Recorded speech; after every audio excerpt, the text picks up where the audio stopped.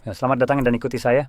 Saya memiliki Oppo Find X9 Ultra dan hari ini saya akan membahas proses unboxing beserta ulasan singkat tentang perangkat ini, spesifikasinya, kualitas pembuatan, dan fitur-fiturnya. Dan saya akan menyampaikan pemikiran dan pendapat umum saya semacam kesan pertama saya saat menjalani proses ini.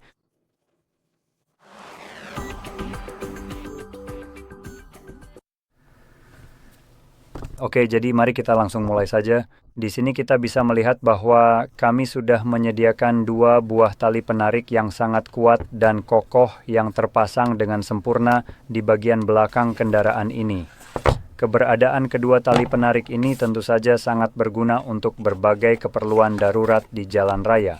Kondisi semuanya benar-benar sangat bagus, berkualitas tinggi, dan sudah siap untuk langsung Anda gunakan kapan saja dibutuhkan tanpa ada kendala sedikit pun. Jadi kami mendapatkan kabel tipe C untuk pengisian daya. Dapatkan panduan memulai cepat, panduan keselamatan apapun, telepon apa itu, dan bahaya yang mengancam nyawa saya. Dan kita meminta tipe C untuk mengetik sedikit log. Dingin. Sekarang, satu hal yang dia perhatikan dan mungkin hilang dari sana adalah wadah untuk perangkat tersebut.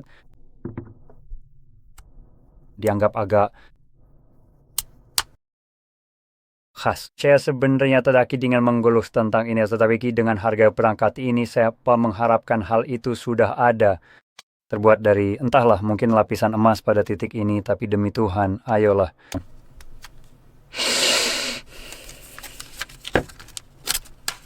Nah, begitulah. Sekarang kita mulai. Dari segi desain, saya cukup suka. Tampilannya cukup bagus dan setidaknya di bagian belakang dan bagian depannya hanya seperti kaca biasa pada umumnya. Oke, jadi menyalakannya. Sebentar lagi kita akan melihat tampilannya. Jadi, layar di sini berukuran 6,8 inci dengan resolusi 1440 atau lebih tepatnya 1440 kali 3168 pixel.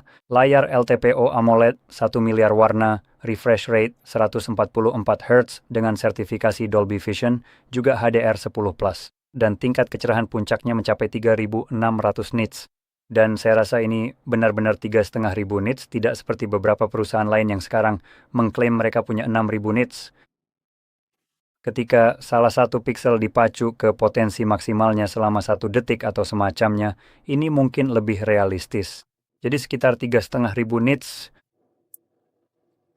Sekarang, selain itu, saya akan langsung ke pengaturan karena kita akan lanjut ke penambahan jaringan Wi-Fi. Karena rupanya ini adalah proses pengaturan yang rumit, itu tidak memungkinkan saya untuk mengatur perangkat sesuai keinginan saya karena, astaga, saya memiliki kendali atas perangkat saya sendiri. Benar.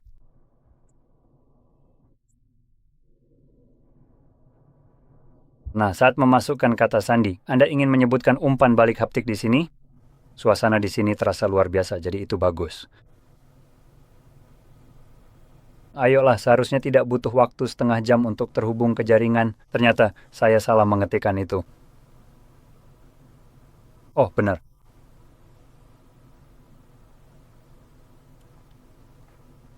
Nah, begitulah. Saya akhirnya bisa menyelesaikan penyiapannya. Tepat seperti itulah saya ingin mengaturnya. Saya memang ingin membuang waktu dan terhubung ke jaringan. Tentu saja. Jadi semoga kita bisa menyelesaikan ini. Sebenarnya ada beberapa hal lagi yang ingin saya bahas selagi proses persiapan ini berlangsung. Jadi, kita memiliki rasio layar ke bodi 90% dengan bezel yang cukup minimal dan simetris di semua sisinya. Jadi itu bagus. Kepadatan pixel yang luar biasa, yaitu 510 pixel per inci berkat resolusi yang bagus itu, dilapisi dengan Gorilla Glass Victus 2 di sudutnya. Dan selain itu perangkat ini juga sudah dilengkapi pelindung layar yang sudah terpasang sebelumnya yang bisa kamu lihat ada lingkaran kecil di sekitar kamera di sini. Itu adalah pelindung layar plastik. Memang plastik tapi tetap lebih baik daripada tidak ada sama sekali. Dan itu pada dasarnya semua tentang layarnya. Sekarang, untuk orang-orang yang tidak tahu apa yang baru saja saya bicarakan, dalam hal layar, ini adalah layar yang sangat bagus. Layar ini memiliki semua yang kamu harapkan, resolusi yang hebat, tipe layar yang luar biasa yaitu AMOLED. Refresh rate-nya fantastis, sertifikasinya juga luar biasa, tingkat kecerahannya mengagumkan, dan rasio layar ke bodi juga bagus. Ini sebenarnya bukan tentang layarnya. Ini hanya seberapa banyak layar yang ada di bagian depan dibandingkan dengan bezel aslinya. Tapi bagaimanapun juga, ini pada dasarnya adalah salah satu kualitas terbaik yang bisa kamu dapatkan di bagian depan di sini. Jadi sekarang mari kita lanjut ke bagian belakang, di mana kita punya kamera-kamera kita. Jadi kita punya setup kamera 4 kamera di sini, dan gila, ini benar-benar setup yang serius. Wow, jadi kita punya kamera 200 megapiksel f1,5, lensa wide 23 mm dengan optical image stabilization. Kamera 200 megapiksel adalah satu lagi. Lalu f2,2, periskop telefoto 70 mm 50 megapiksel, f3,5, periskop telefoto 230 mm. Jadi itu yang kedua, hanya 50 megapiksel, bukan 200, dan satu lagi 50 megapiksel, f2,0, 14 mm ultra wide. Wow, ini benar-benar setup kamera yang luar biasa di sini. Ini seperti bos terakhir kamera ponsel yang benar-benar gila. Nah, hal hebat lainnya di sini adalah kita punya tombol kamera kecil mirip seperti yang ada di iPhone. Jadi mari kita lihat apa yang kita dapatkan saat menggunakan kamera ini. Tentu izinkan, bisakah kamu berhenti sebentar dan biarkan aku menggunakan kamera ini? Nah, akhirnya bisa. Jadi ini juga merupakan permukaan yang sensitif, sentuhan. Aku sedang mencobanya karena beberapa ponsel memang punya fitur serupa seperti ini. Tapi itu hanya sebuah tombol. Inilah dia.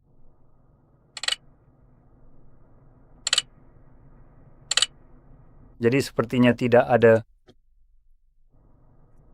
misalnya seperti mesin press 2 fase. Ya, saat diaktifkan, saat itulah kamera benar-benar mengambil gambar. Jadi tidak ada yang namanya setengah tekan untuk Anda.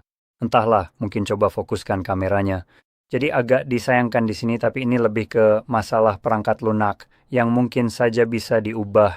Tombol ini sensitif terhadap tekanan, jadi ia tahu seberapa kuat kamu menekannya. Dan ini adalah sesuatu yang mungkin bisa ditambahkan atau mungkin sudah ada di pengaturannya. Aku belum mencobanya lebih jauh untuk benar-benar tahu. Jadi, dengan cepat saja, aku penasaran. Kalau aku mulai memperbesar hingga maksimal,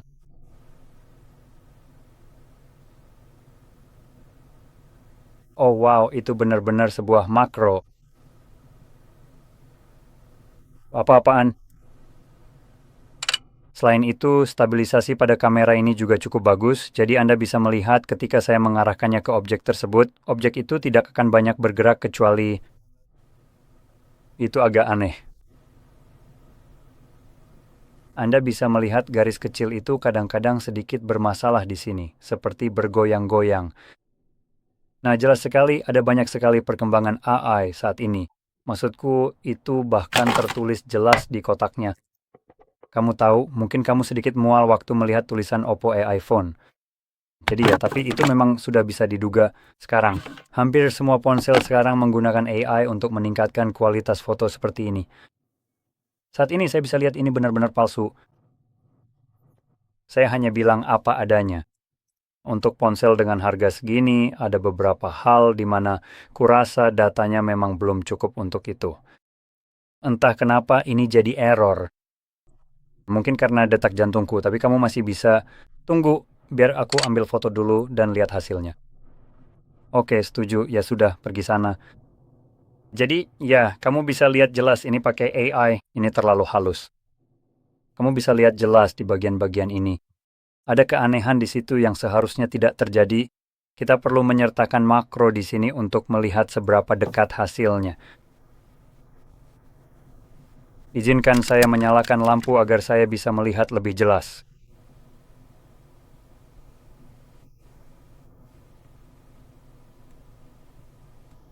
Itu agak aneh.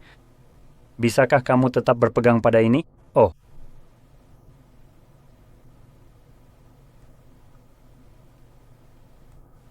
oke, jadi ada perubahan. Oke, jadi begitulah. Sekarang kita mendapatkan perbandingan yang sama, jadi izinkan saya memperbesar gambarnya. Beginilah tampilan normalnya, seperti apa permukaan aslinya, jadi memang bergelombang. Bagian putih yang kamu lihat di sini sebenarnya hanyalah cahaya yang memantul dari permukaan yang tidak rata. Sekarang, mari kita bandingkan dengan yang ini. Apakah ini terlihat sama sekali mirip? Benar-benar tidak ada kualitas pada yang ini. Ini halus. Sekali lagi, jika melihat yang ini, kamu bisa melihat permukaannya yang bergelombang di sini. Di sini kamu sama sekali tidak bisa melihat hal itu. Jadi, ya, menurut saya, tingkat AI yang omong kosong yang terjadi di sini cukup tinggi. Hal ini justru mengurangi kemampuan asli dari kameranya sendiri.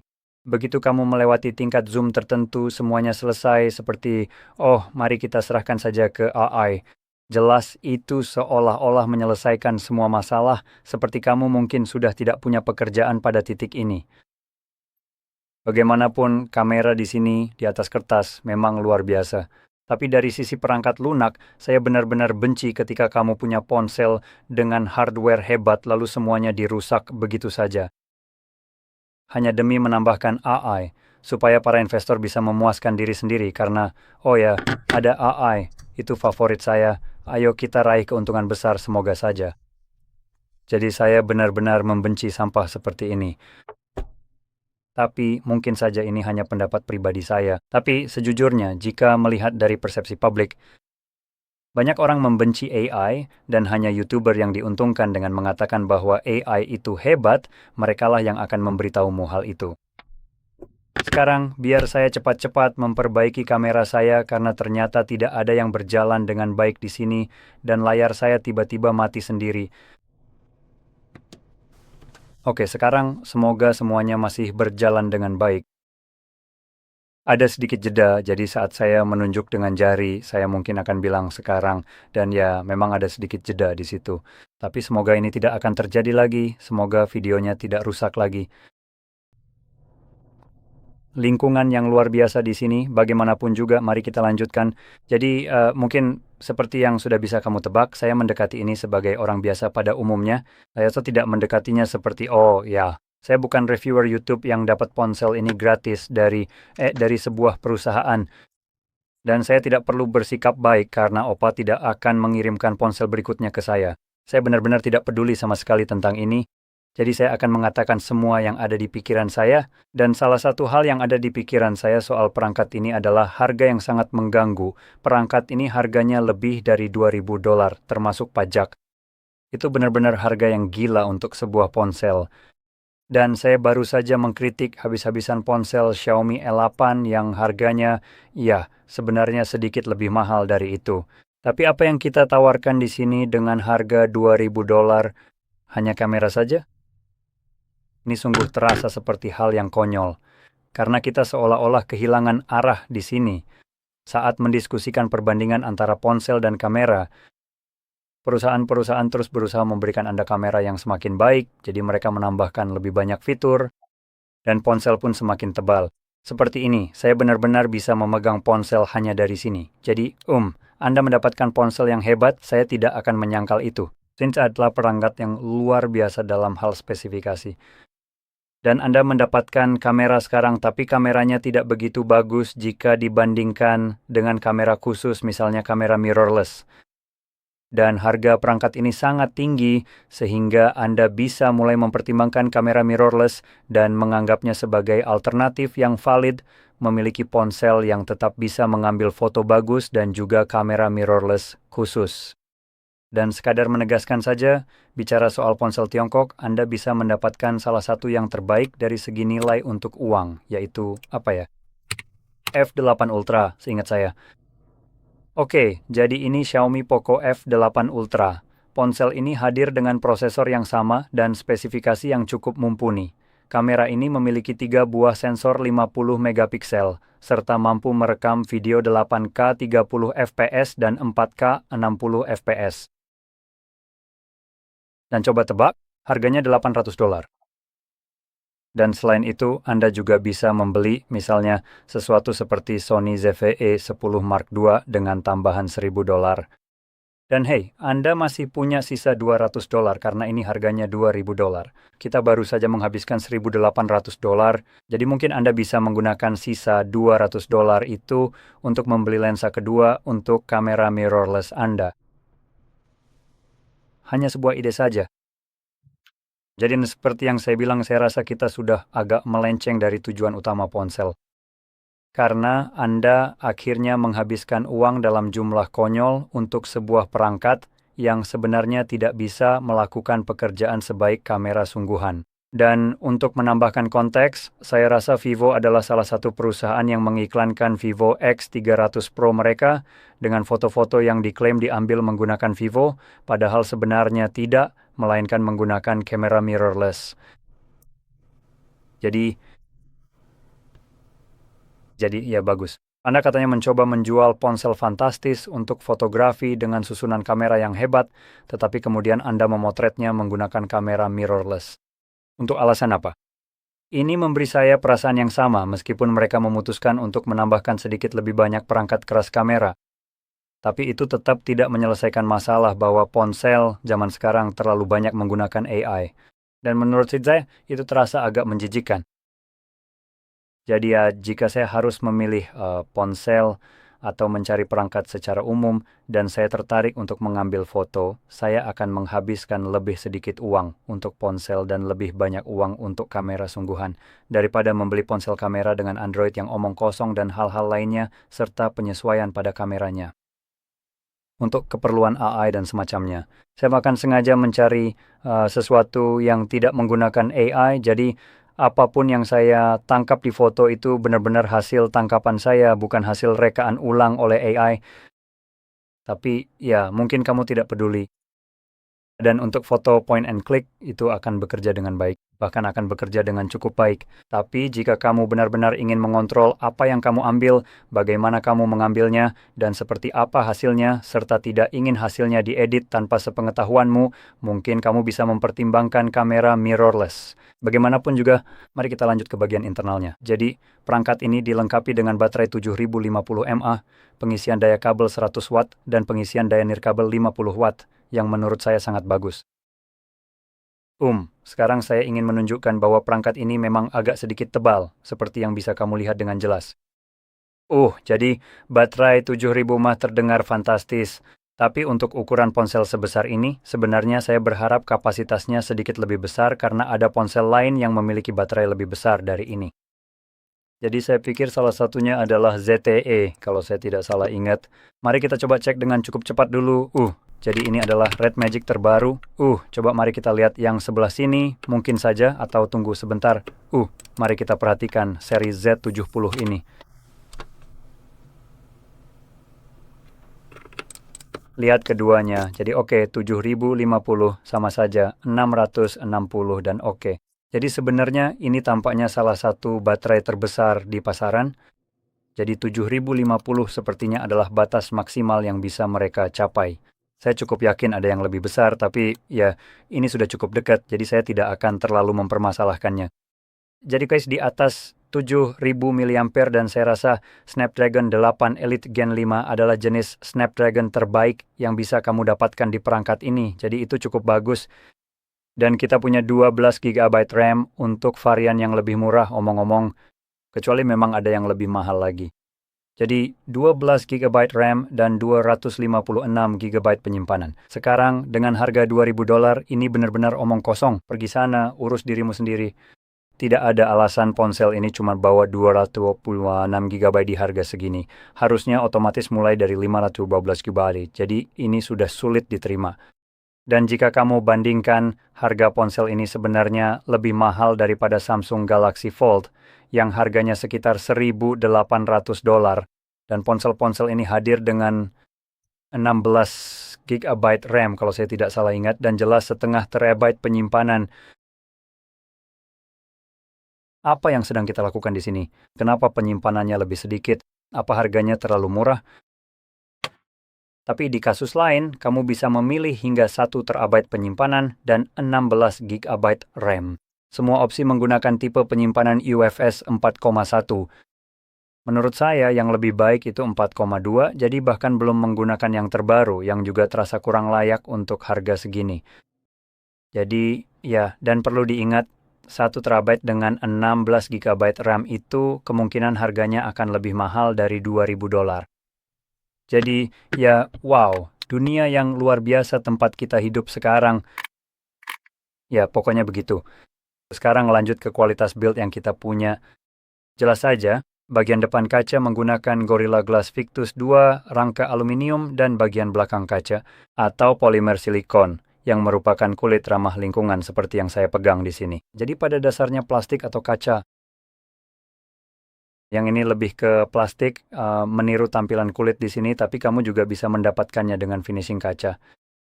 Dan saya harus bilang, saya benar-benar suka tampilan yang satu ini.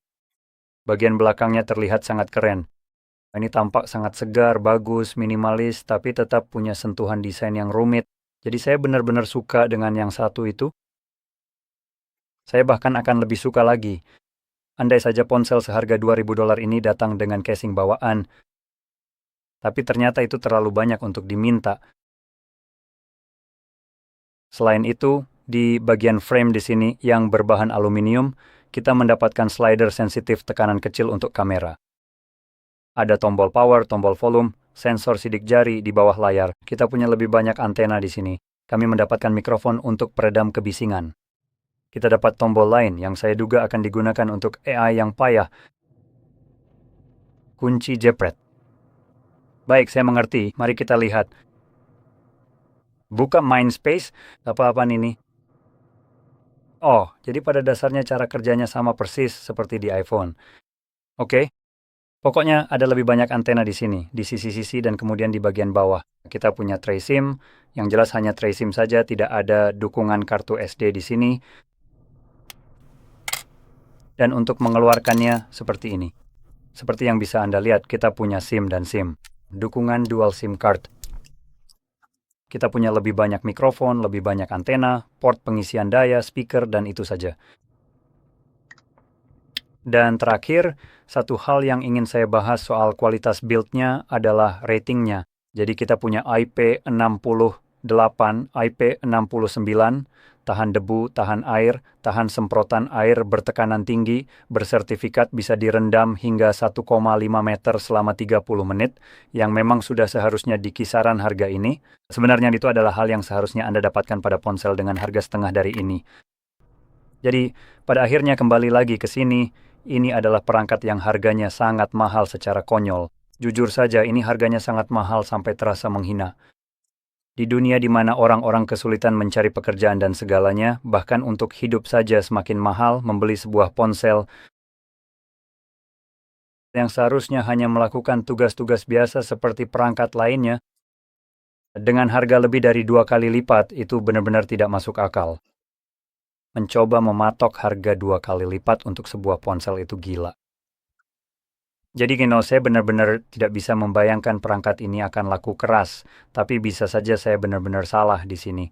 Tapi seperti yang saya bilang, untuk orang-orang yang mencari perangkat untuk mengambil foto yang bagus, menurut saya, kamera biasa akan menjadi pilihan yang jauh lebih baik, lalu ditambah lagi dengan ponsel yang memiliki spesifikasi sangat mirip dalam hal misalnya layar, performa dan sebagainya. Kecepatan pengisian daya, daya tahan baterai, dan hal-hal seperti itu hanya saja kameranya sedikit lebih jelek. Seperti yang saya bilang, Poco adalah contoh yang bagus di sini. Itu adalah ponsel yang luar biasa di kelasnya sendiri. Harganya jauh lebih murah dari ini, benar-benar jauh lebih murah dari ini. Dan tetap saja punya kualitas yang sangat bagus. Kamera-kamera seperti ini di ponsel itu bukan kamera main-main dan semuanya juga bagus. Masih punya prosesor Elite Gen 5, pengisian daya 100 watt, 50 watt nirkabel, RAM 12 hingga 16 GB, penyimpanan 256 hingga setengah terabyte, UFS 4,1. Jadi ponsel itu mencerminkan banyak spesifikasi yang sama dengan perangkat ini, hanya saja menurunkan kegilaan di bagian kameranya. Dan kemudian, kamu bisa tahu kan, menggunakan uang yang dihemat itu untuk membeli kamera sungguhan yang nantinya bisa kamu tambahkan lensa-lensa berbeda dan memperluasnya lebih jauh lagi, serta memberikan lebih banyak fleksibilitas. sambil benar-benar menghilangkan AI, upscaling, dan segala hal yang sekarang dilakukan pada gambar di ponsel-ponsel. Ya, kalau kamu mau, kamu selalu bisa menggunakan ponsel yang sudah kamu punya. Mungkin hasil fotonya atau kameranya lebih jelek, tapi tetap saja cukup bagus dan tetap menggunakan AI juga di situ. Jadi ya, itu tetap akan melakukan hal yang sama. Kalau kamu ingin tahu kan, mengambil foto cepat, kamu tinggal keluarkan ponselmu, jepret foto, dan kamu sudah siap jalan lagi. Dan sejujurnya jika dibandingkan berdampingan, saya cukup yakin saat kamu melihat fotonya, kamu mungkin tidak akan bisa melihat banyak perbedaan. Pada dasarnya ini lebih soal preferensi saja sekarang. Dan ya, jadi itulah sudut pandang saya. Sekarang mungkin saja pendapat ini terdengar bodoh bagi sebagian orang, tapi memang begitulah perasaan saya tentang hal ini. Perangkat, apalagi di harga segini. Ponsel ini dengan harga $2.000, bahkan tidak disertai charger di dalam kotak, tidak ada casing juga di dalam kotak, tidak ada cukup hal di sini untuk membenarkan harga ini, dan hanya memberikan kamera Moronik dengan Moronik dalam arti positif, tetap saja tidak menyelesaikan masalah bahwa ponsel melakukan AI upscaling, yang justru mengurangi kualitasnya. Dan entah kenapa, hal ini justru merusak konsep dari ponsel seperti ini. Jadi intinya itulah pendapat saya yang cukup liar tentang perangkat ini, dan jika kamu merasa ini sangat membantu, jangan lupa untuk like, subscribe, dan terima kasih sudah menonton.